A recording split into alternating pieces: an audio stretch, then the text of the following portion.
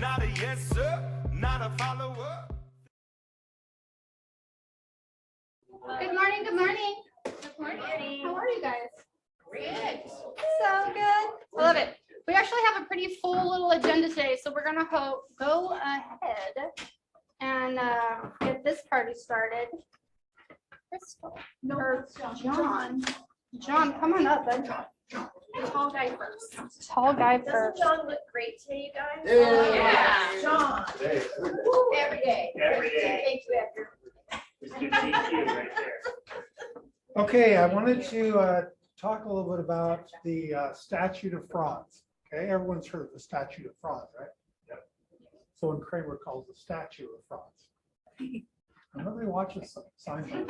Except me. I stay up late at night and watch the rerun. Anyway, it's a Statute of Frauds. And so it is that if it's not in writing, it doesn't exist, right? It's got to be in writing in real estate. Most things have to be in writing in real estate, okay? Contract related. So there are some exceptions courts will make sometimes, you know, if there's enough evidence and so forth from that the verbal thing place. But what we want to know about is what it can do when we're trying to make verbal deals. And I've been seeing a lot of things going on in this fast-paced market with verbal discussions that are causing issues. And so so one of them is that first of all, don't make deals, please, on behalf of your client. There's too many agents that try to make deals on behalf of their client, thinking they can read their client's mind. And this happens a lot on the other side, more than I ever see from our company, but it's something that just shouldn't happen, right? Because the only one who can enter into the contract is the owner of the property, the buyer, and we're not able to make verbal agreements, period, right? So I'm seeing a lot of that going on. And so I wanted to also mention that we have a realtor code of ethics that if you have presented an offer, sent an offer to the listing agent to be presented to the seller, and you think that agent is just answering for the seller, not really presenting it to him. Okay, if that's a realtor member, they have to adhere to the code of ethics. And one of the code of ethics that exists, it's fairly new, is that if you request that you see in writing evidence that's been presented to the seller, that the seller has in fact rejected it, they have to deliver it to you, or they're in violation of code of ethics. So that's something that you would want to be aware of, and do it in writing. You know, do an email so you have something there, not just verbal stuff. Did you say they have to be a part of NAR? Well, they have to be a realtor member, yes, because the code of ethics only applies to realtor members. And that's the only place you'll find it. So it's not an MLS rule. It's a realtor code of ethics. And so also for mutuality, we want to be careful for mutuality. This is in terms of, again, still just not making verbal deals. We want to make sure that we are not creating mutuality verbally, because it's, again, it's a fast-paced market. So they may have come to an agreement in principle, you know, with your buyer and the seller. A listing agent tells you, yep, we got a deal, it's all done, great. And then, you know, a half hour later, they get a better offer. They withdraw yours with Form 36A, right? They revoke that offer they made to you, sign a new one. So we want to be careful of that, make sure we get it all, you know, in writing, signed, and delivered. So that delivered part is really important, because actually, if you can go down one more to 3. So we want to make sure all notifications go to the broker you've been working with, but also whatever notification it is or contract portion it is, that it goes to the firm's email address, because it has to go to both to be valid. So please make sure that you are sending them to both. I'm seeing situations now where the other party is trying to nitpick little things which they knew weren't discussed verbally, and these are verbal things, and so we're just getting ourselves into trouble when we don't get everything in writing, Try to have your communications as much as possible with emails, texts, anything that you can have where you can go back and say, here's the text, here's the email, whatever it is. But don't think that you've got things aced until you've gotten that delivery to both you and to the firm's email. Verify stuff. So that there's an old, I think it was Ronald Reagan who used to say, trust but verify. I say, don't trust, verify. Okay? So verify everything. They tell you something, check it out. If they say, no, it's hooked up to sewer, okay, check it out. Just check it out. If there's any questions, I should say, check them. Verify things. Say something, tell you something, the director tells you something, check and verify, make sure that it really is. Any questions about any of those issues? How do you suggest you handle it when you know the code record is not a part of NAR? Because in Washington, that's the thing. Well, if they're not a Realtor member, then they don't have to abide by our code of ethics. And so we would look for one of the other two options, which is the MLS violation. If it's not an MLS violation, we would look for some sort of a contractual breach or some sort of a tort committed by the other side. The code of ethics really just kind of helps us stay in line with the law and everything else. But this particular code of ethics, if you're talking about this one, about requiring that they give you evidence that the offer has been presented, it's a hard one. If they're not a Realtor member, you might be able to come up with some sort of an MLS violation, but that's not going to get your buyer's deal signed off. And so you'll want to, I guess that's the verify thing too, is just verify. If they say, yeah, it's my seller, okay, great. I got a buyer who really wants to make sure that it's been presented and it's been on me about it. I just want to make sure we can have some sort of evidence to show that it's been presented to your seller. Can you send me something? And try to do it by persuasion rather than by.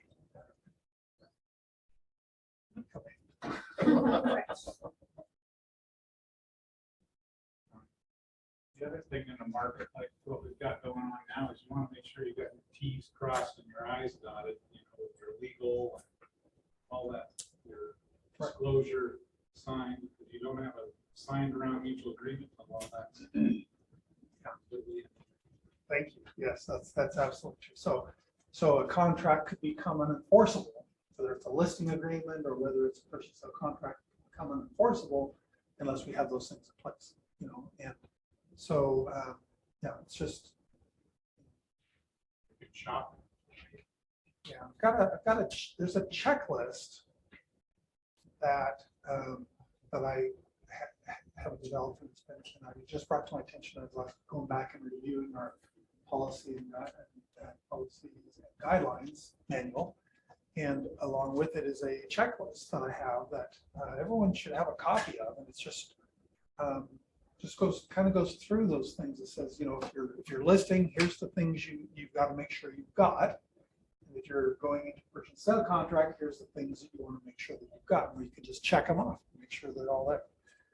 And so Eva knows just what that is because we've been talking about it. And so it's something that really we should all be doing on every transaction because it's easy to forget something. Actually, at age 63, it's really easy to forget something. So you got to have a checklist sometimes to be able to go through and know that you've taken it. Okay, thanks, Mark. Anything else? Where do we find that checklist? We'll make sure we get it. We'll make sure we get it posted to the Facebook group so it's fresh. Awesome. Yeah. Thank you. Okay, thanks. Hi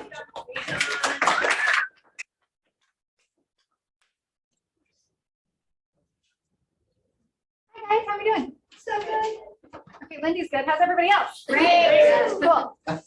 All right, so we were in a bit of a code freeze for a while, so I haven't had a lot of updates because family reunion was happening, but that is over and things are happening. So the first thing I want you to know is they have added a contact validation to your smart plans. What does that mean? It means if I go to add a bunch of people to a smart plan and for some reason that smart plan is not going to work for them. Let's say it's a birthday smart plan and you don't have their birthday. The system's going to say, hey, there's people here who aren't going to get this smart plan and here's why. And it's going to give you some options. It's going to give you the option to not add those contacts or to add them anyway. Why would you want to add them anyway? That's an excellent question. There are certain times where it's filling in information and maybe you don't need it to send all of the text messages, maybe just the emails and those kinds of things. So you may want them on the plan. Anyway, it's going to give you that flexibility. You're then going to be able to export the list of the people that were affected by this. So it gives you a to-do list of contacts to fix. So let's say you go to add everybody to the neighborhood nurture. It's going to give you a list of the people you don't have emails for or the people you don't have neighborhoods for. You can then export that list really easily and you know exactly which people you need to touch base with to get current information. Questions? Comments, cries of outrage, protests. Why would they want to do that? Why would they want to do that to begin with? Why would they want to put their people on a smart plan or know who's not on it? Both. Oh, I don't know. You tell me. Why do you want to put people on a smart plan? Stay front of mind. How many touches a year does it take to stay top of mind? 36 or more. or more. Yeah, that number's going up. Warning you now. Yeah, 36. Do you have time to physically contact everybody in your database 36 times a year? Even if you did, would you? Smart plans can help. Yeah. Why would you want to know whose contact information is incomplete? The number one thing I hear for why people don't make phone calls is that they don't know what to say. Knowing what information you're missing is a great place to start. Can I just say that Carla Clark taught a great class last week around this, and her class was double your income. Mhm. And you could literally double your income by doing this one thing. You can see the top agents in any company do this one thing at a high level. But they do nothing else. They do this one thing. If you want to double your income, I'm not sure anybody here would like to do that, but just a thought, if you want to focus on something real. And if you're not sure where to start or what to do, this is a great place to start. But also I teach a class every Tuesday from 1 to 2 and the 36 touch plan and follow-up comes up in every single one of them. True? True. Can we do that exercise on value?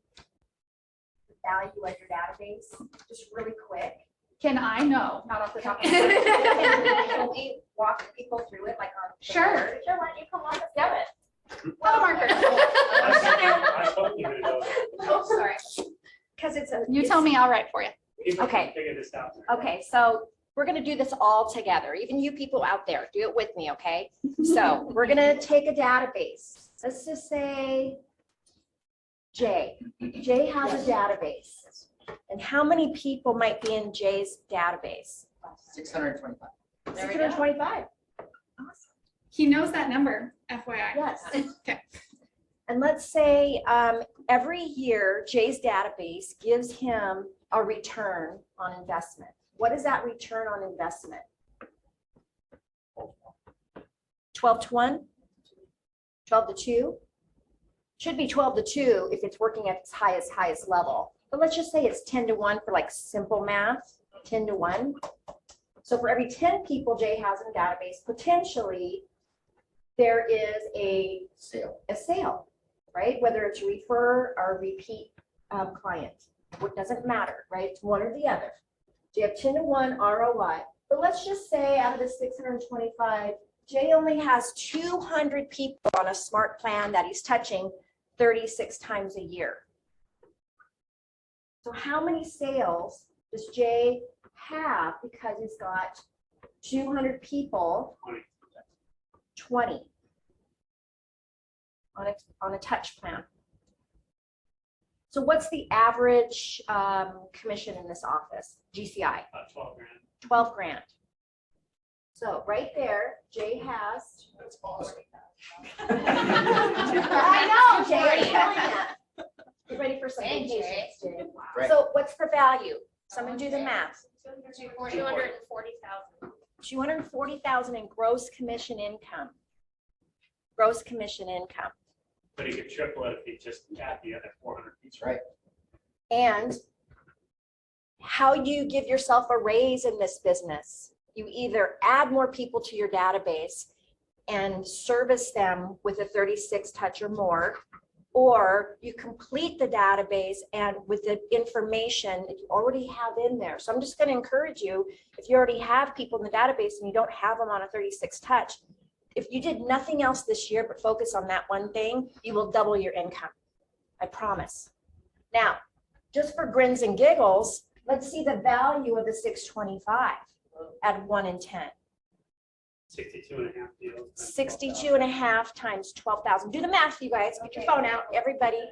It's participation. Let's do it.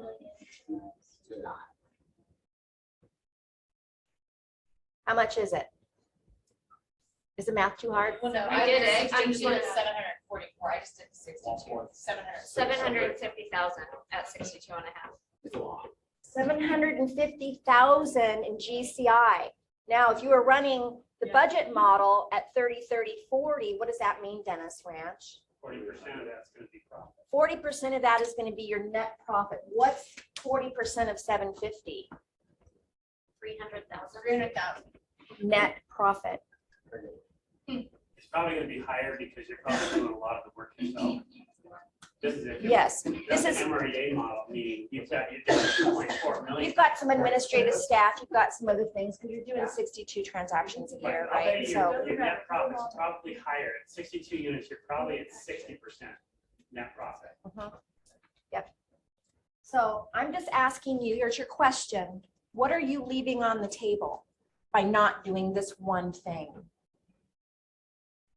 Are you leaving the trip to Bali on the table? Are you leaving the second home on the table?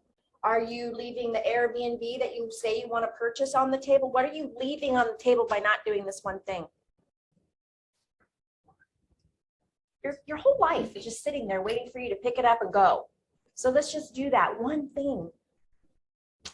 Okay, I'm off my Not that I soapbox. want to be bombarded, but I'm on Jay's one smart plan, and he actually does it, guys.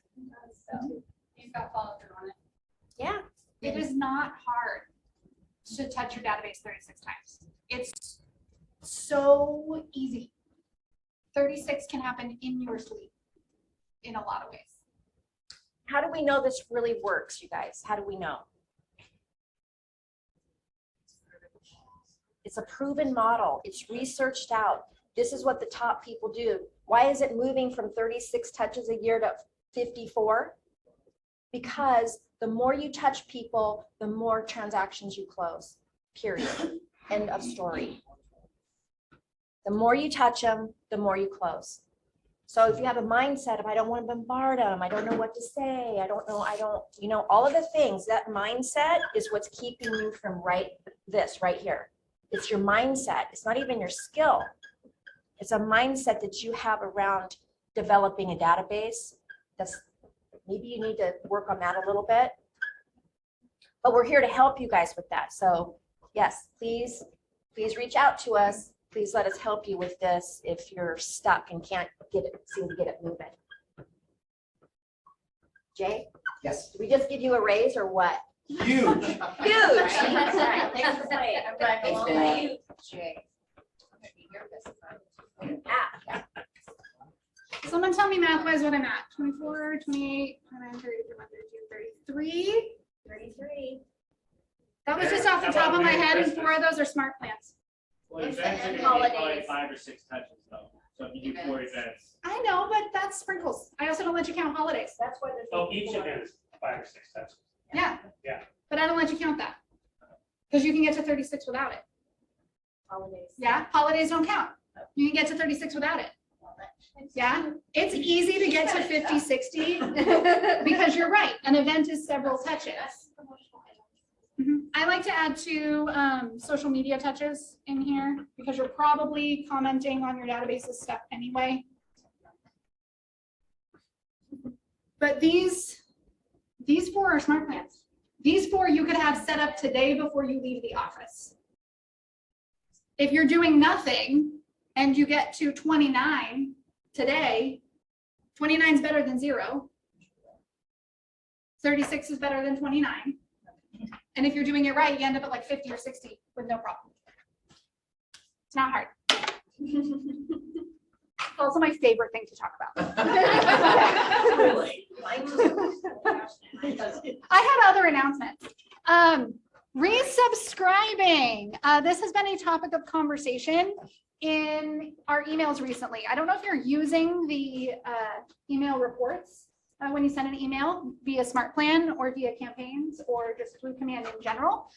You can now see who opened it, who clicked the link inside, who replied. You can see all that information. You can also see who unsubscribed. And now, if you have a reason to call that person for one of your calls, and you can say, hey, like I saw that you unsubscribed to my email. Was the content I was sending you not valuable? Is there information you prefer to get? Was it an accident? Any of those kinds of things. Once they have now said to you that they would like to resubscribe, you can resubscribe them. So there is now a spot in Command where you can go into the contact card and click resubscribe. This is then going to send them an email where it says resubscribe me. So make sure you had a conversation with them so they know that's happening. I've already had agents use this. They had somebody unsubscribe by accident. They said, I just sold that person a house last week. Like, I'm not sure what happened. And it was one of those things where the person clicked the wrong button. It said, please resubscribe me. So we were able to do that. But you want them to know that this resubscribe email is coming, because if they don't go and click on this and you need to resend it, you have to wait 24 hours to do that. It's not going to let you like bombard them with resubscribes. But you can, if someone has unsubscribed from your emails, you can get them back on their emails now, which is wonderful and exciting. KW Marketplace update. API Nation is now available for both Zillow and Realtor.com leads. So if you are using content from either of those places, you can have, I know, listen, I'm not getting on that soapbox today. You can have it feed straight into Command. Most API Nation connections are two-way, meaning it can feed into Command and out of Command into that other thing. These do not do that for obvious reasons. Okay, so you can get those things into Command. You cannot get them back out into those other places. But if you are using either of those two services, you can have those leads come in. It does cost $10 a month to make that happen. But if you are actively using those and you want them to speak to one another, that happens. Coming up in the next few weeks, now take 2 weeks with a grain of salt. Those are fluid dates. They do move. And a majority of our developers are in the Ukraine, so things are really fluid right now. There are some new laws coming about when it comes to text messages, particularly business text messages, whether automated or not. Whoever makes the rules, you have to register with carrier the text messages are coming from when you are a business. Twilio is handling all of that for you. You don't have to do anything, but there's going to be some alerts that are both sent to you and to your registered humans. They're going to be getting them from a bunch of places, and you're going to be getting them. I just want you to know what they are. It's a new federal regulation where businesses have to register who their carrier is when they're sending text messages to consumers. You don't have to do anything, and don't panic when you see the alerts. Okay. Things that are in labs. This is just an FYI of things that they're working on. Saved custom audiences. This has been a big ask for several of you who run Facebook ads often. It is a big ask for me who runs Facebook ads on several of your behalfs. When you make a custom audience, whether that's what their interests are, what areas they live in, all of those things, you're soon going to be able to save those so you don't have to recreate them every time you run an ad. I'm very excited. I'm probably more excited than all of you. You should be excited. This is fabulous. To save lots of time and energy. And opportunities in the app. This is coming. Opportunities on the go, so you can access and make adjustments to your opportunities from the app. So hopefully coming in the next few weeks. Today I am teaching lead generation through neighborhood farming. If that's something you are interested in, I would love to have you in that class. Follow-up comes up in that conversation quite a bit, shockingly enough. If you thought that neighborhood farming was just sending out some postcards, you should come to class. And that's kind of all I have for you. Any questions for me? Yeah, Pam. No, just one comment, which is the fortune is in the follow-up. Mhm. And that's what we're talking about here is to close more sales, right? You've got to just continually be following up. So just remember that's your mantra for the day. Fortune's in the follow-up. Say it with me. Fortune's in the follow-up. No, there you go. All right. Thank you, Crystal. Yep. All right. I wanted to introduce you guys to Ron. Ron, come up. Ron is our home warranty partner, and he's going to be sharing a little bit about American Home Shield. All right. Well, exciting news. I woke up this morning super excited, and I realized this is the first time I've done a live in-person presentation in 2 years. So, traffic was great coming. It was all new to me, so I was super excited. But I'm looking forward to presenting to you guys. You're probably used to Pam Olagi. Pam was an account manager for us for 19 years. Very good friend of mine. I've been with the company for 17 years. Pam retired and she became one of you. So you might see her out there. But big loss for us. But I'm in the process of interviewing 2 more candidates tomorrow. Will be their 3rd interview, so we hope to have this backfilled shortly and get in there. But I'm the regional lead for Washington, Oregon, Idaho, and Alaska. I wanted to get in here today to share with you guys. We have a new product coming out, and this is an office. All of your Dennis and Pam's offices have supported American Home Shield, but we have a new product coming out April 1st, and it's always very hectic when we come out with a new product. So I wanted to be the first to come in and share this with you, answer any questions. I'll stay after the meeting afterwards as well. So again, if you have any questions, you can come up to me. Our coverages are kind of look the same. We're going with the same 3 plan designs again, which are essential, plus, and complete. And just think of them as good, better, best. So I just got a copy up here. I don't have hard copies yet. They're ordered up. They will be drop shipped to the office and to myself. So we just made a couple of copies here, and then I wanted to have this slide here. But what we've done, Shield Essential is considered our base plan. And in the past, all it's covered is the major system. So water heater, furnace, electrical, plumbing, ductwork. You could add AC if it had AC. And it also included the rekey service for a $100 trade service fee. We would rekey up to 6 locks and provide 4 new keys for the buyer. So that is staying the same. We are adding on to that. If you go down to the bottom, we're also going to add on to the essential, the ceiling fans, doorbells, garage door openers, and built-in exhaust attic fans throughout the house. So that will be included in the Shield Essential. Price-wise, that price went down. So we added more, but we lowered the price. So whether the house has AC or not, it went down $25 on both sides of the deal. So Shield Plus, this has been probably our most popular plan because it builds off of the Essential. So we're covering the major systems. Now we're adding in all the built-in appliances here. Still includes the rekey service. We're adding on all the additional services that we added on the Shield Essential, so garage door opener, all of that. What we're doing here is on appliances, we used to have a max cap of $3,000 on appliances if we were replacing it. We've increased that to $4,000, and it shows it more down towards the bottom. So increase the appliance coverage to $4,000. Rekey service is still a part of this. The customer would pay a $100 trade service fee. And again, rekey up to 6 locks and provide 4 new keys for the buyer. And then the Shield Complete, this is the plan that we've really added coverage. So there wasn't a lot of difference between the Plus and the Complete over the last couple of years. But what we have seen in the marketplace out there, as well as I'm sure you have as well, systems are getting nicer. We're running into more Viking, Decor, Wolf systems out there. And that $3,000 cap was really not adequate out there. So what they did is they looked at our plan design and say, you know, where are some of the pain points that we have that we can eliminate or reduce? So on Shield Complete, it's going to cover the same systems and appliances as the Shield Plus. What we're doing on appliances is we're taking that coverage limit up to $7,000. So a big jump there, more than doubled from what it was last year.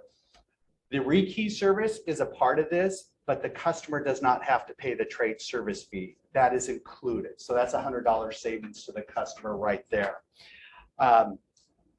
The other thing we're doing is code upgrades, permits, modifications. Modifications have never been covered before. Permits, we would cover up to $250, and code upgrades. So if it's a water heater and it needed earthquake straps, we would cover up to $250 of that. An expansion tank, again, we would cover up to $250 of that. What they've done is they've grouped this together and made the coverage limit up to $1,250. So there will be a lot less out-of-pocket expense to a customer. You may be asking, well, what's a modification? So a modification to us would be if this is we're replacing a water heater and it's 20 years old, chances are it needs earthquake straps, expansion tank, drip pan. The size of water heaters have changed over the years, and so there may be some rerouting of pipe that needs to be done, gas line. That's considered a modification. It was never covered before. Under the Shield Complete, it is. So those are the enhancements that are coming April 1st. Now you may be asking yourself, well, what if I already have an order in the system? If you have an order in today and the property is closing after April 1st, it's probably under our current plan and you can keep that.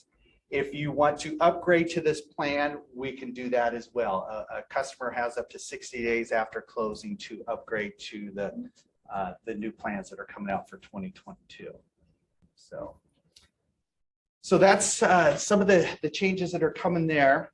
Just, you know, as I got here this morning, I was talking a little bit with Dennis. Dennis reminded me that your guys' E&O is tied into if a property closes with a home warranty or not, your deductible.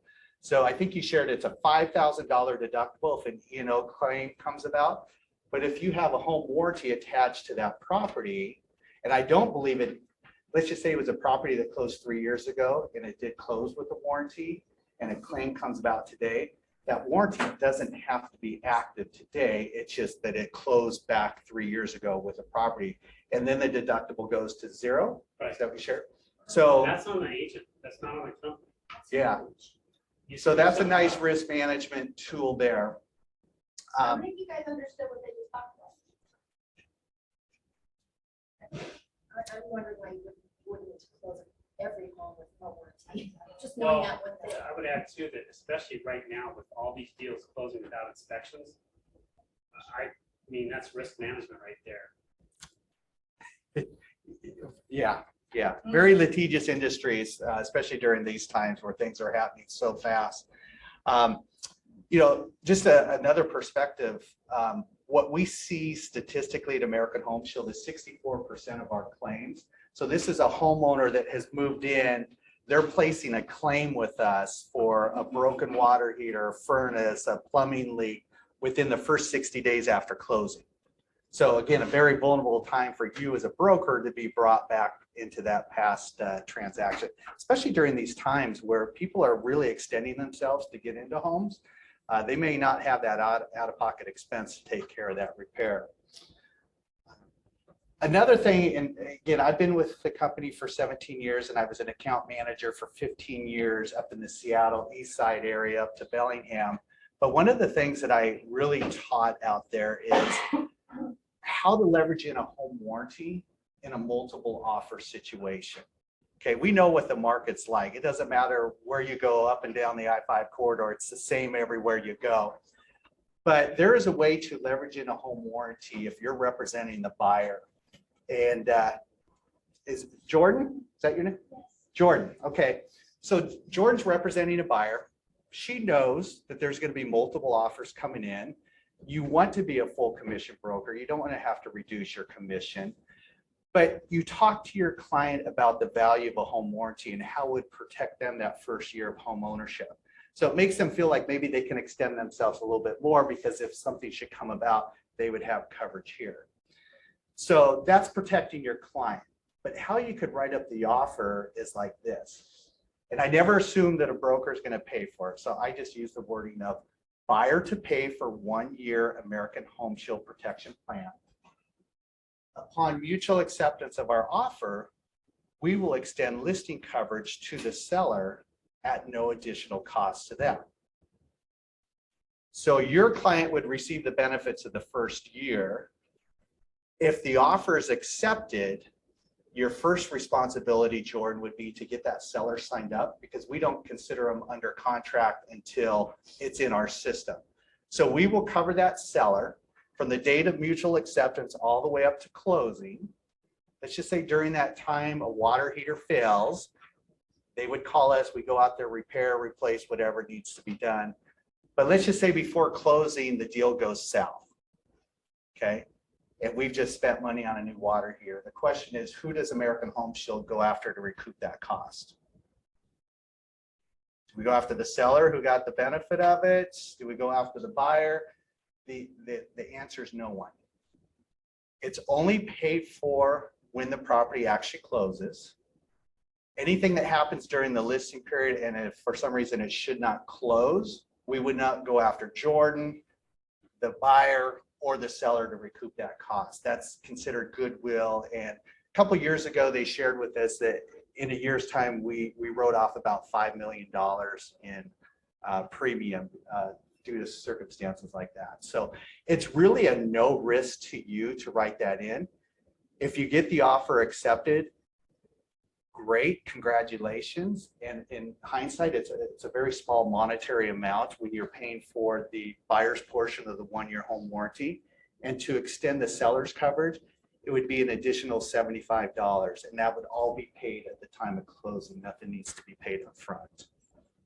So I have verbiage on that, a form I can send to the office here and you guys could distribute it. It's got the wording and all that and how it would work. But again, for 15 years, I really shared with that up in my area and we had some really good success with it because as we know in today's times, sometimes it's not always the highest dollar amount that's coming in an offer. It's those little things. And this is a nice tool that can make that offer stand out. Any questions? Okay. Thank you so much. All right. Thank you.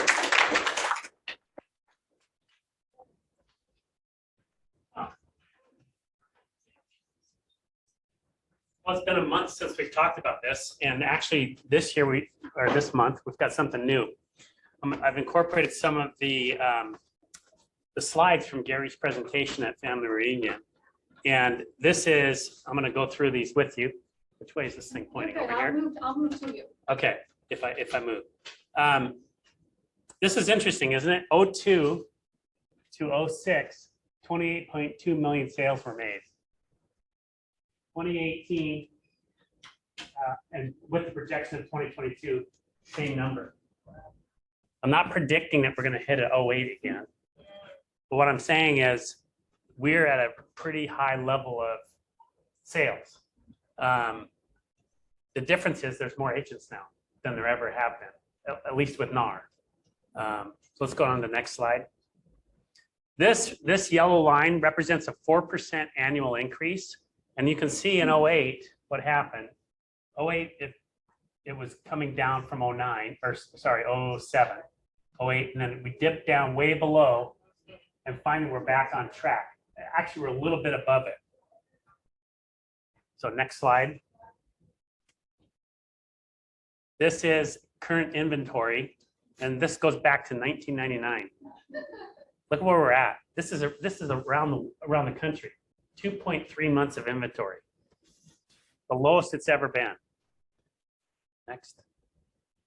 Mortgage rates. Lowest it's ever been, at least it was. Yeah. We're going to see a little bump in that. So it's what is it now, Debbie, for a 30-year? Like 4.5, 4.5. So these don't have numbers on them, so I can't tell you, but this is 5.97. So it's probably about here. It's still really good. Next. Mortgage rates monthly kind of tells you that in February it's gone up to 3.69 and now March 4.5, right? Affordability. Here's the big number that you have to pay attention to. This is the number based on what people's income is versus what housing is versus what mortgages are. So everything combined is still way more affordable historically than it's ever been. Look at it in the 80s. 36% of your income was going out towards mortgages. Uh-huh. Yeah, it was. Yeah, it was. There were times when it was 18. My first house was 11 and a half. Yeah.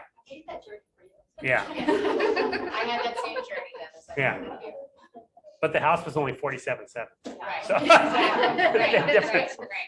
right. Unemployment, look at unemployment. This is from July of 19 to January of 2022. So we're getting, all that's coming back on track. First-time home buyers, this is where we have not been able to get back to where historically it's at 40%. So I would expect, I mean, I don't know how it's going to get back there with prices going up so much. In 2010, think about it. Remember what was happening? We're coming out of the crash, but there's one more thing. Incentives. Do you remember the incentives? The 8 grand. $8,000 if you bought a house on your Then taxes, you had to pay it back. if you didn't keep it. No, you didn't have to pay it back at all, No. unless you sold it within a certain period of time. So the point is, First one you had to pay back. well, what happened is you're borrowing buyers from the future when you do that. Gary even said that back in 09. We're borrowing buyers from the future, and it definitely worked that way. But now there's just not enough inventories. The prices are so high. 10-year and previous home. If you look at this number, it's actually higher than it's been. 8%. Well, the only time it was higher is 9% in 2018. For a 1 year or less. 1 year. They move in 1 year. 8% of the people are moving within a year. Why do you think they're doing that? Prices have gone up enough that they can do it. Okay, next slide. Buyers expected tenure. This is what they expect to stay in the house. They thought 2%, and actually 8% of them moved within a year. Method of home purchase. Let's see, agent or broker is the yellow. So it's 87%. Back in 05, it was only 77%. So agents are being used more now than any other time. I mean, I guess it was higher in 2012, it's 89. Well, in 19 it was too. 80. Yeah. And then interviews, how many people, agents did they interview before they? Yeah, this is for sellers, sorry, yeah. So 82% only interviewed one agent. So what's the key? First one to it. First one to it's going to get the deal. Here's the methods used to sell the home. Sold home using an agent or broker. 90%. Remember the days they said that the technology would replace the agent? Yep. No way. It's not happening. This is the thing that we usually go over every month. And it's still the same thing that's been going on. In fact, it's gotten worse. 2,631 is pending sales. Only 978 came on the market. That was February. That's that's King County. Dennis, Yeah. what's the driving factor for low inventory? Too much supply, too much demand, not enough supply. I mean, stuff that shouldn't be selling is selling because they don't have any It's all the options. Builders aren't moving the city. That's the big thing right there. Builders have back in, I guess I didn't bring that slide, but there was a slide about how much builders backed off during 08, 09, 10, 11. They're 5 million homes behind. 5 million homes behind what they should have been. Water, for instance, in 2006, built 1,400 homes that year and went down to 200. Yeah. and never really recovered from that. Yep. You know, Wharton went from about 850 down to about 400, and they're up at 1100 now, but. Is that we locally? were, Yeah. Locally, just- yeah. Our biggest house. Yeah, so there's not enough houses out there. And plus, people are getting smart about real estate. They're investing in real estate as rental properties, Yes. and they're not really selling them. So this is Pierce County, right? Same thing's going on. 1,399 pendings, 404 listings came on the market. So the key is still listings. You only have to be the first one to them. Yeah. Sure. Just gotta get to them, gotta find them. You gotta find them, you gotta get That's to them. kind of a theme, we need to be first. Yep. That's all I got. All right. Hey, Dennis. And then, of course, keeping these numbers in front of you guys. Are you guys feeling this when you're out and about? I mean, it's one thing for us to talk numbers and see the numbers, but what are you guys feeling right now when you're out working? It's discouraging for first-time home buyers. Okay, still feeling the pressure for that? Yeah, there's still a lot of pressure for that. A lot of first-time home buyers don't feel like they even have a chance, but you have to just keep telling them, yes, you do have a chance, you know. Step up. Yeah. How many of you guys have a listing that you have signed but it's not gone on the market yet? How many? What's the why behind that? Say that again louder. We have 4, they're basically contingent. We have photos done, just waiting for them to find a home before we go on market. But we just can't get anything set. I got an answer for that. It's coming in 2 weeks. It's gonna be here in the office. I asked that question because I asked it to the ALC, and there's one, Jessica Ward on the ALC has 18 listings signed and not on the market. And there were multiple within the ALC that had several like that, like we're talking double digits. So it's just something for us to keep in mind when we see the listing side of this. Go ahead and jump to Puget Sound. So we're looking at our listings taken down, well, pretty much 12%. So my question was, is it that you guys aren't taking the listings, or that they're not hitting the market and showing up? You don't want to be homeless. Oh yeah, I suck, right? Okay, Mountains of Sound. And this office here always shows up stronger as a listing, so it's just something to keep an eye out when we look at the listings taken. It's down as well. Summer and Emily, let's celebrate our people. Anyone in the room whose name is on the screen? So we can meet you?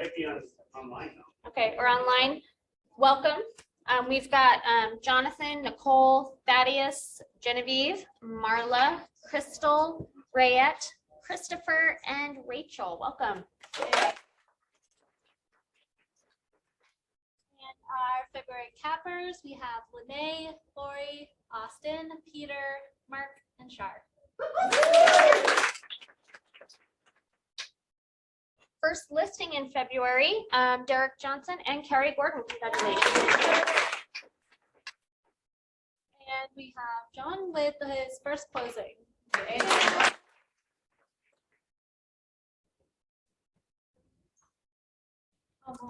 All right, this was our home run club for February. We are not going to read every one of those names, but these stellar agents took one listing, wrote one unit, and closed one unit.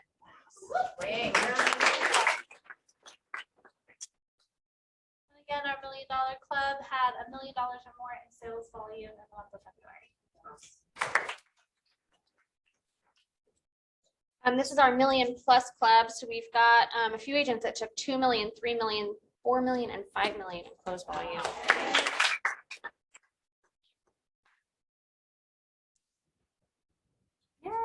Congratulations to our top listing agents. This is Mountains to Sound and Puget Sound offices. Nice job, guys. This is our top written units again for both offices, Mountain Sound and Puget Sound. Great job, guys. And top closed volume in both offices. Yay.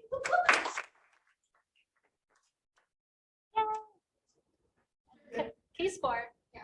So just a K-Sport update, we had our first recruit come to our office this month from K-Sport. So less than 6 months from being launched, I would just like to point out. His name is Alex, and we have a few more coming in. So thank you guys for your referrals, for following up, keeping in track with them. So remember, if you have them, send them, oh, it's erased. Still erased it.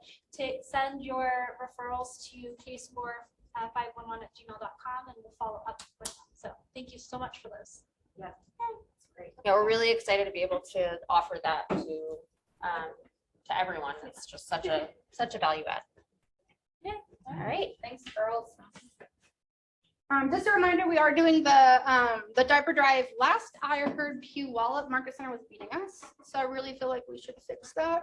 This is going for another week, is my understanding. So if we can be intentional, we've got boxes in every location, so if it's easier for you guys to drop it off in Kent and in Barbarian, I love that. So let us know we can help. Also, Elena and or Jimmy Parker, I'm not quite sure who, raised their hands and will go shopping for you guys. So if you guys are willing to put some dollars forward, they will go find the diapers. All right.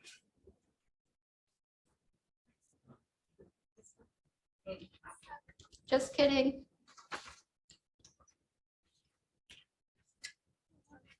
Ladies' night.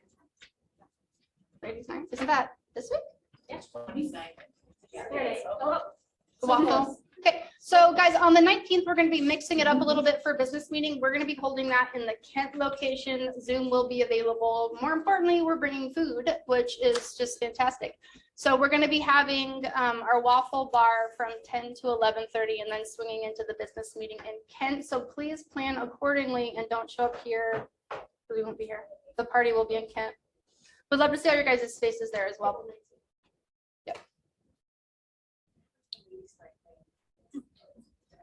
There it is. Yay. Pam.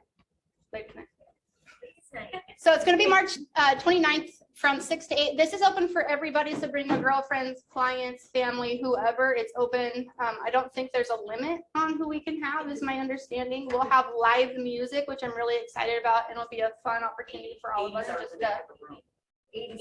80. Oh, okay. So 80. So get there fast. Yeah, pretty much. Save the date. We've got Red Day as always. We've got a couple of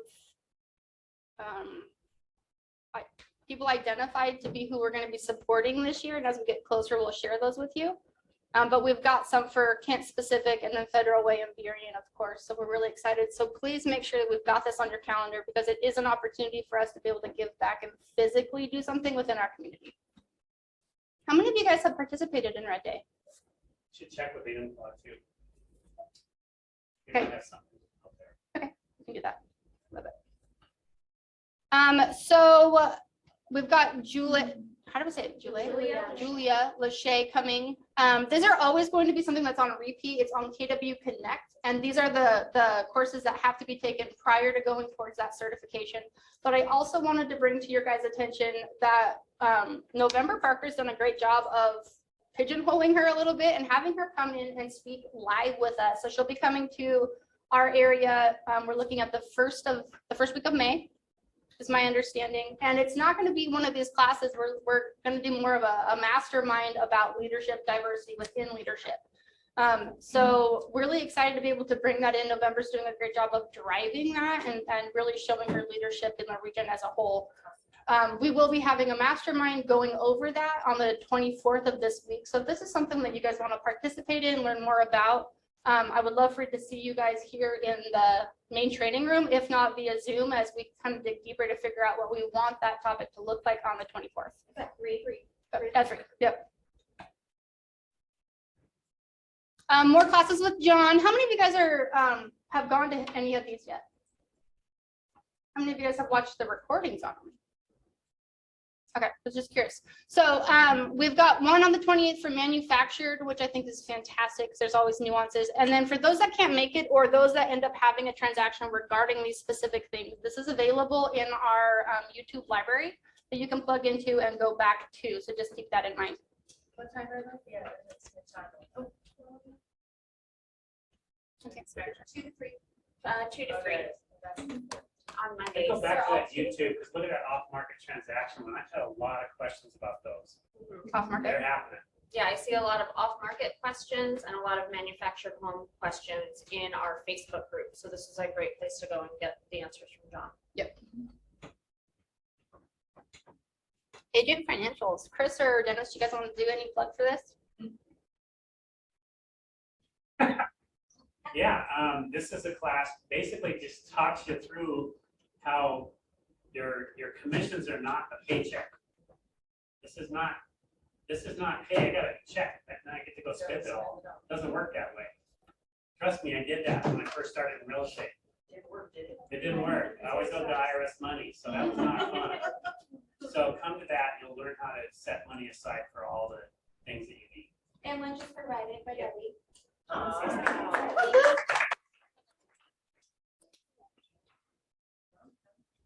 So career visioning is coming, is this, yep, with Lucas Sherrod. It's going to be in person, which is going to be awesome, the 27th to the 28th. There is a cost for $350 and there is so many people that can attend. So this is on your guys' growth plan of 411. Please register for this sooner rather than later so you can guarantee your spot. Yeah, if the region does not get enough registrations, because lots of people have great intentions of going and wait till, the 2 days before to register, the class will not happen if they don't have enough commitments. So if this is on your plan and you want to go, make sure you get registered now so that we can guarantee it happens. Thank you. ESO, how many of you guys know what that is? Oh, it's not bad. There's some hands up. So this is for those of you that are wanting to maybe dip their toes or have it within a 5-year to 3-year goal of going towards expansion. Cody Gibson is actually leading it for KWRI. This is going to be brought to the region in Boise. It'll give you clarity, and please keep in mind that expansion is an evolving and a living entity. So whatever you do learn in this will be different from the next call. So those with questions around expansion, please let me know. But this is a class that you'll have to be able to go to be able to get into expansion. So keep that in mind when you guys are doing your growth plans and things like that. Mega Agent Camp. How many people are registered? I knew it. That's why I asked. Okay. So this is coming, it's going to be in August as always. It's the 23rd to the 24th. How many of you guys have been, or who has gone to this? Somebody besides leadership. Chris and Edgar, can you share a little bit of what your takeaways or your experience was from family reunion versus Make a Camp? And say it loud for the people in the boxes. It's been a while for me, but from the time that I've gone, it's just a giant room of really, really top producers, and they spill everything. So it's similar to family reunion, but it's also if you ever jump into a class of family reunion and you're like, oh wait, I know all this stuff already, I'm already implementing it or whatever. The things you'll learn here are going to be above where you're at most likely, or where you're trying to get. Yeah, and they went back to more of what's traditional or the OG of Mega Camp of making sure that it is speaking to the top of the room. So they were a lot more intentional with it this year. No business meeting next week. But on the 5th, April 5th, is that what that says? Yes. Knox Certification. Edgar, this is anybody that's got people that are waiting to list their house, get certified. It only takes about 25 minutes to do it.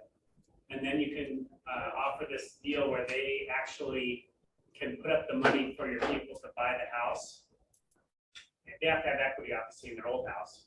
And they'll give them 6 months of interest only. And that'll give them time to close on the house they're trying to buy.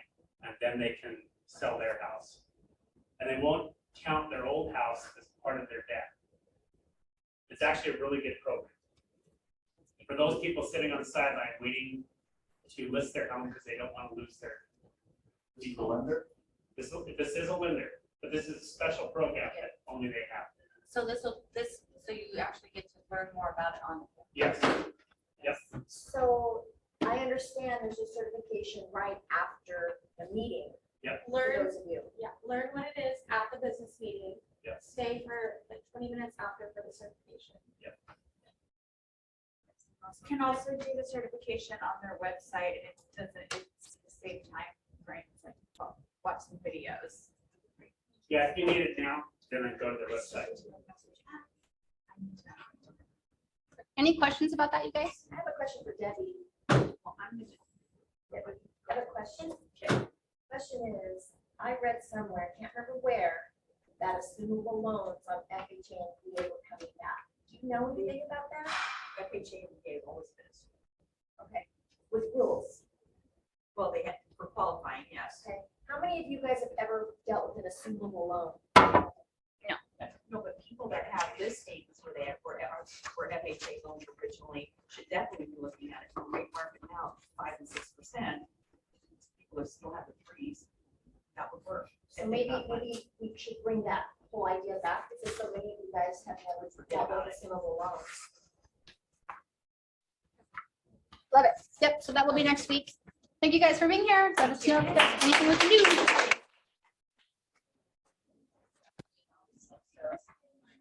Yeah, because